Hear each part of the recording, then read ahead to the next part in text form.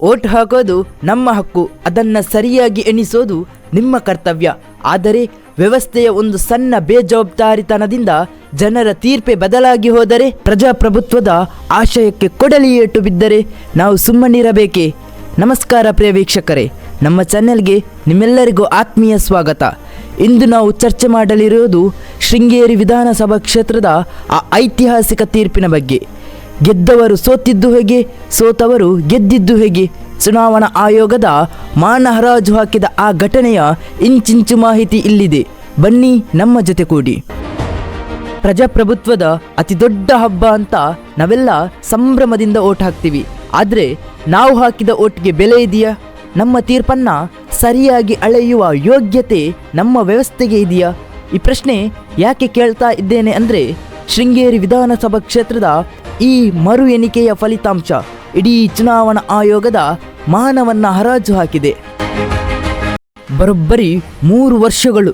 ಅಬ್ಬಬ್ಬ, ಒಬ್ಬ ಅಭ್ಯರ್ಥಿ ತಾನು ಗೆದ್ದಿದ್ದೀನಿ ಅಂತ ಸಾಬೀತು ಮಾಡೋಕ್ಕೆ 3 ವರ್ಷಗಳ ಕಾಲ ಕೋರ್ಟ್ ಮೆಟ್ಟಿಲು ಹತ್ತಬೇಕಾಯ್ತು ಅಂದರೆ ಇಲ್ಲಿ ಚುನಾವಣಾ ಆಯೋಗ ಮಾಡ್ತಾ ಇರೋದಾದ್ರೂ ಏನು? ಅಂದು ಮತ ಎಣಿಕೆ ನಡೆದ ದಿನ ಆಯೋಗದ ಅಧಿಕಾರಿಗಳು ನಿದ್ದೆ ಮಾಡ್ತಾ ಇದ್ರ?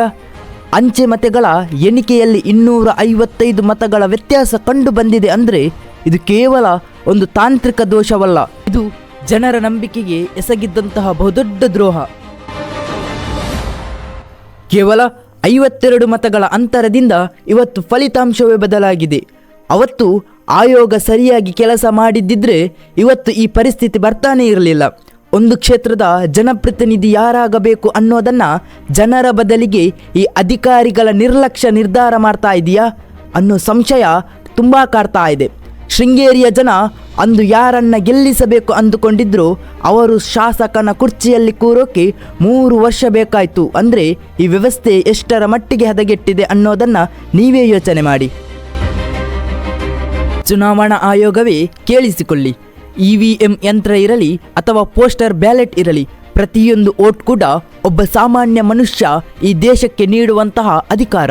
ಆ ಅಧಿಕಾರವನ್ನು ಎಣಿಕೆ ಮಾಡೋದಕ್ಕೆ ನಿಮ್ಮ ಕೈಲಿ ಆಗಲ್ಲ ಅಂದರೆ ಅಂತಹ ಪಾರದರ್ಶಕತೆ ಇಲ್ಲದ ವ್ಯವಸ್ಥೆ ನಮಗೆ ಬೇಕಾ?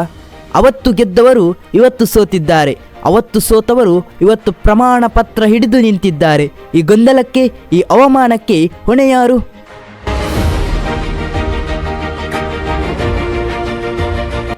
ಇದು ಕೇವಲ ಶೃಂಗೇರಿಯ ಕಥೆಯಲ್ಲ, ಇಡೀ ದೇಶದ ಪ್ರತಿಯೊಬ್ಬ ಮತದಾರನ ಆಕ್ರೋಶ.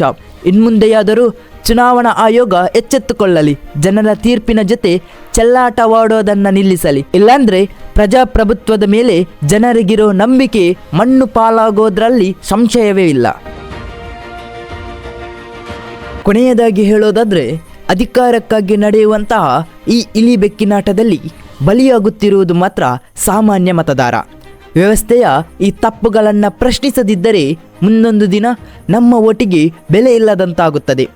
ಶೃಂಗೇರಿಯ ಈ ಘಟನೆ ಕೇವಲ ಒಂದು ಪಾಠವಲ್ಲ, ಇದು ಇಡೀ ಚುನಾವಣಾ ವ್ಯವಸ್ಥೆಗೆ ಎಚ್ಚರಿಕೆಯ ಗಂಟೆ.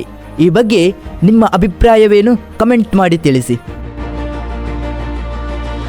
ವೀಕ್ಷಕರೇ, ಇಂದಿನ ಈ ಮಾಹಿತಿ ನಿಮಗೆ ಇಷ್ಟವಾಗಿದ್ದರೆ ಈ ವಿಡಿಯೋ ಲೈಕ್ ಮಾಡಿ, ಶೇರ್ ಮಾಡಿ ಮತ್ತು ಜನರ ಭಾವನೆಗೆ ಧ್ವನಿಯಾಗುವಂತಹ ನಮ್ಮ ಚಾನೆಲನ್ನು ಸಬ್ಸ್ಕ್ರೈಬ್ ಮಾಡೋದನ್ನು ಮರೆಯಬೇಡಿ. ಮತ್ತೊಂದು ಮಹತ್ವದ ವಿಷಯದೊಂದಿಗೆ ಮತ್ತೆ ಭೇಟಿಯಾಗೋಣ.